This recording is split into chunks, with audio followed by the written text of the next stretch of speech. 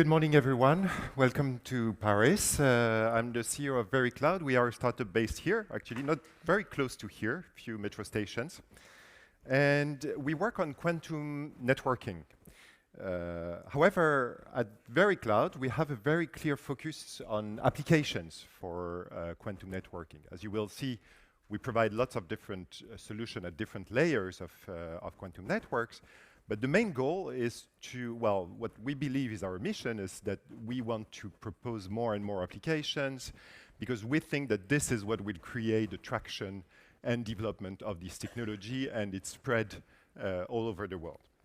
So today what I want to tell you about is our roadmap, where we are now and where we're heading to in the future, what drives us and how we consider the development from the short term to the long term.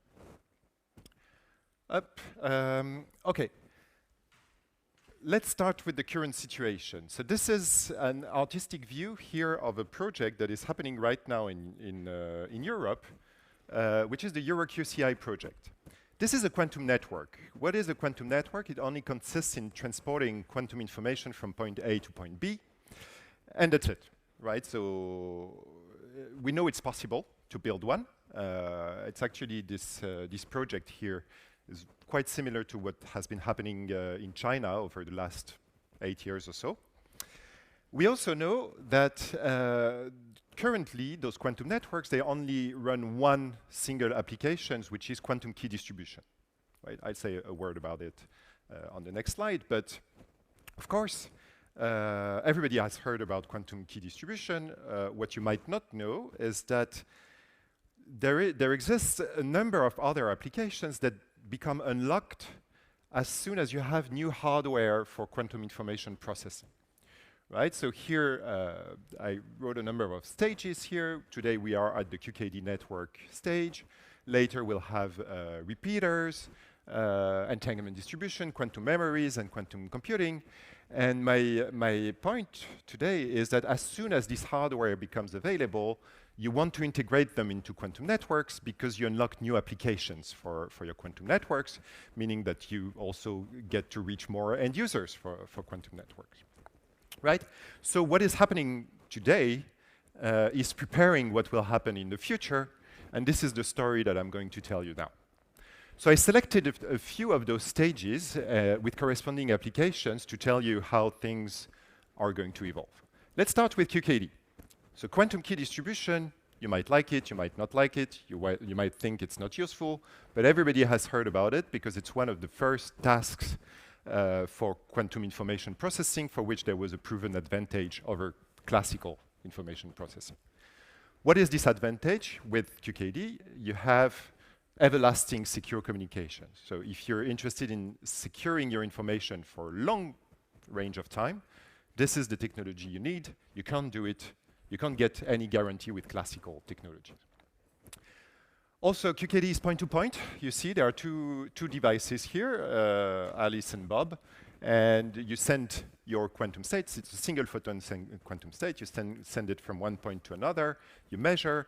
It's enough to establish a shared key. Right? This is the only thing it does, establishing shared keys.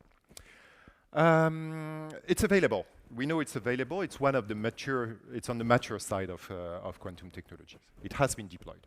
Of course, it's also very tedious, right? Remember the picture I showed you here to scale it to a network because it's point-to-point, right? It's point-to-point, meaning that it's very hard to scale it to a network. It costs a lot of money. Let me tell you what we're doing at VeriQloud on this side, and then I will reintroduce the technology later to show you how it's also adapted to future evolutions. Our main technology at VeriQloud is a different quantum communication infrastructure called the Q-line. And you see here the only thing that is happening in the middle, so it's not point-to-point anymore. It's a fully connected network. But what happens in the middle is just rotating these qubits.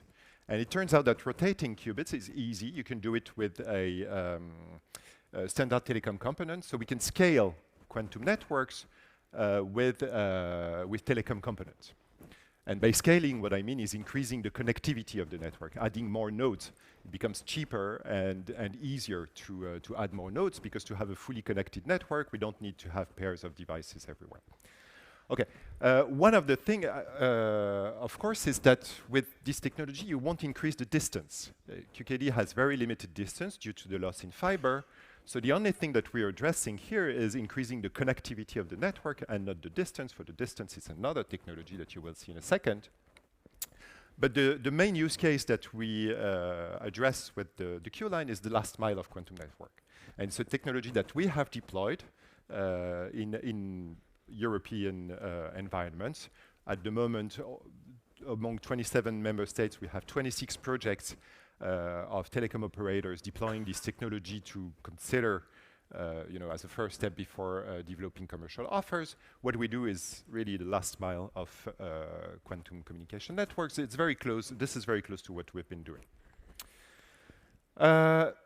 What you might not know is that even with today's technology, you can go further. So QKD just gives you shared keys. You can use it to protect communication. But you can also mix it with classical cryptography to protect not only communication, but storage. So if you use QKD with a classical cryptographic scheme called secret sharing scheme, all the advantages of quantum cybersecurity that I mentioned, meaning everlasting security, long-term security, they get transported to storage. So it's not only for communication, but also for storage. This is a known protocol. It has been introduced and it immediately suggests that the picture that I showed you earlier will evolve in near future to connected data centers, and this is what I call quantum-enhanced distributed data center, right? You can distribute your data over different servers, and you get a very strong security guarantee, meaning that an eavesdropper that wants to learn the secret data here needs to attack several servers all at the same time, right? So it's a very, very strong way of protecting your data that is enabled by QKD, which is not only for communication already. The next stage I selected is confidential computing. It's a very interesting story that is happening here, but let me start by introducing the problem. Confidential computing, you have distributed parties, right, that they hold different types of, different data, and they want to solve a joint function of their data. So in my example here, you have two parties, it can be more, and they hold a database, right? And they want to compute the intersection of the two databases, but they don't want to reveal the rest, right? They want to keep the rest secret. It's a very important problem. Confidential computing in general is a very important problem with lots of applications that we foresee, right? If you think about GDPR, for example, compliance, fraud detection, private medicine, these are all being, there's a huge range of area where confidential computing is relevant. There are classical solutions, sorry, it's a classical problem, so there are classical solutions to this problem, but they usually don't scale very well, so it's yet much a research topic. It turns out that there is also a very natural quantum solution. There is a very natural quantum solution. Not only it's natural, but it uses exactly the same devices as quantum key distribution, right? So you can, in principle, implement it today on any quantum network.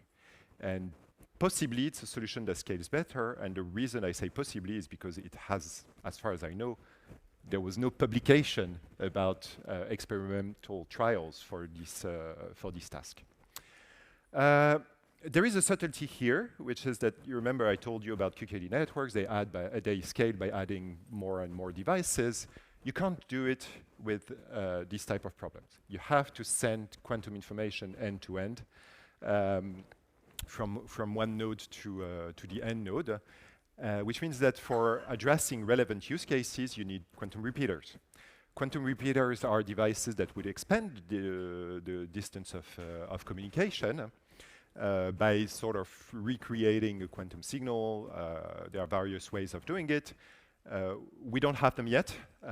We know that there are companies working on that, but this is an example of a very important use case that quantum networks will be able to address when quantum repeaters are there. The next stage is unclonable cryptography. Unclonable cryptography, we put under this umbrella a number of problems for which where you can get security from the fact that quantum information cannot be cloned. So it's a very, there are lots of different problems. Here are a few. Quantum tokens, imagine you want to be able to create those tokens from a central bank, distribute them, and thanks to quantum, you can get a guarantee that these tokens cannot be cloned. So this is very close to the needs that people have with digital currencies, of course, where this is a very relevant use case for that. Unclonable encryption, you want to be able to store information on the server, and then you get the guarantee that it has not been copied to another server, right? The information can only sit on one point, right? So in particular, you can get informed about the leakage of information. Certified deletion, you store your information on the server, and whenever you don't need this information anymore, you can ask the server to delete it, and it will provide you a mathematical proof that information has been deleted. So all these applications, they can address lots of different use cases. I mentioned digital currencies for the first one. Interestingly, you again only need the same states as quantum key distribution. However, in order to do something meaningful, something that can last over time, you need quantum memories. You need to be able to store the quantum states that you need for these protocols. And the last stage that I selected is secure quantum cloud computing, which, as the title suggests, requires quantum computers. So of course, it's the furthest term, but it's a very important topic once again. Well, the idea is the following. There are lots of manufacturers of quantum computers here in this room, and we hear more or less the same argument from everyone that quantum computers are going to be expensive in the future. However, they will be cloud accessible, right? But if you are a company working on use cases, for example, QC-ware, you know that there is a problem here about privacy. If you work with a bank, for example, and you spend a lot of money on R&D to develop a portfolio optimization or algorithm, you might not want to send it to the clear on your cloud quantum computer. This is something that we've been doing, right? We've been using cloud quantum computers for a while, but every time you do it, you send a clear copy of your algorithm to the provider. It turns out that quantum networks give you a very natural and elegant answer to this question. With devices that are very close to the QKD devices, so the same devices that are available today, you can fully encrypt your computation. If you can send the states to the quantum computer, you send these single photon quantum states to the quantum computer. The quantum computer has to store those states into its memory, process over those states, and send you back the result of the computation, which is a classical output. And everything remains completely blind. So the quantum computer or the server side remains completely blind. It doesn't learn anything about inputs, outputs, or computation itself. Not only it's blind, but it's also, you can also take advantage of blindness to ensure verifiability. So you can actually verify, even you can't do, as a client of the computation, you can't do quantum computing yourself, but you can still verify that the quantum computer is doing the computation you paid for. It hasn't deviated for doing anything else. I told you about this very elegant solution. It has actually been introduced a while ago by Elam Kashefi, who's co-founder and CSO of VeriQloud, and that you will hear tomorrow here in the same room. And Joe Fitzsimmons, that you might have heard at the previous Q2B in Silicon Valley. He's now the CEO of Horizon Quantum in Singapore. So Of course, I'm not going to lie, this is a very hard problem, even for implementation. I'm sure that the people working on this type of quantum computers will never believe that it's possible to do anything. Of course, you have your quantum computer, you need to connect it to the network, you need to send quantum states, store them, well, eventually convert them from photonics to microwave, and then store them in the memory process. So it's extremely difficult to do.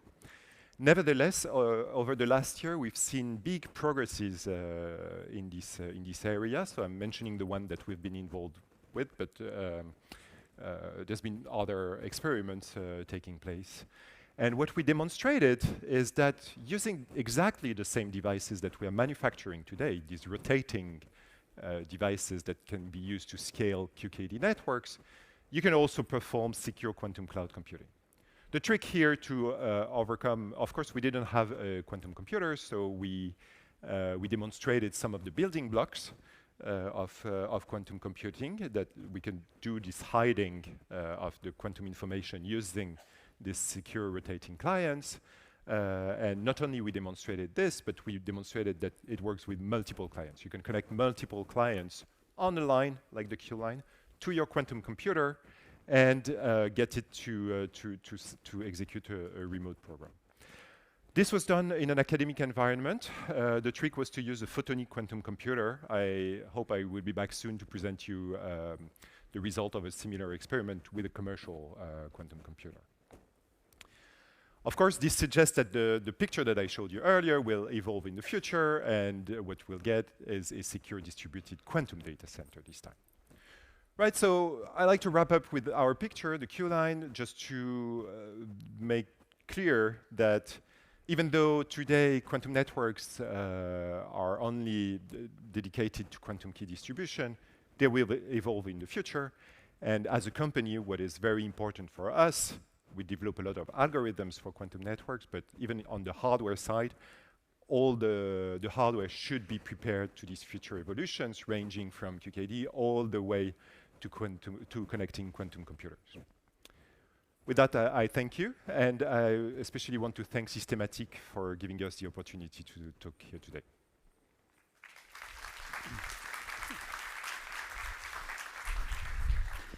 Thank you, Marc. We do have time for a question or two. So you probably covered it, but we have a question that I didn't completely understand the difference myself, so I'll ask it. So is your communication all the way quantum, or is part of it classical? Could you maybe talk about what parts are quantum classical? Yeah, so on standard QKD network, you're right, the information gets classical at each node. It's classical, and then you recreate new quantum information. With our technology, it's quantum all the way. So the information gets created on one end, gets measured on the other end, and only rotated, or you apply some transform on the quantum information in the middle. Okay, excellent. Another question about the current technology readiness level of quantum tokens. I'm not sure I know what those mean, but maybe you do. Well, again, okay, so the quantum tokens, you could, in principle, implement them with existing technology, but for doing anything meaningful, you need to store them. And for storing those quantum tokens are just a way to, you can think about money actually, but with money or digital currencies, right? But you have a guarantee that this currency cannot be cloned, and the guarantee comes one way or another from physics, right? So the main bottleneck here is the development of quantum memories in order to get to better technology readiness. But of course, I mean, it's also an important problem, and I see some people working on that here. Okay, one last question. Yeah. Do you see any application to other areas of quantum of cybersecurity, such as malicious bots, online fraud detection? Could this technology apply to those use cases? Well, I talked about online fraud detection. In general, the quantum, I mean, it addresses the same problem as classical, but it does it better, right? So I'm not saying it's a solution for everything, but we have a number of selected use cases for which quantum is better. But identifying these use cases is a hard problem as well. So fraud detection, yes. In general, I can't tell.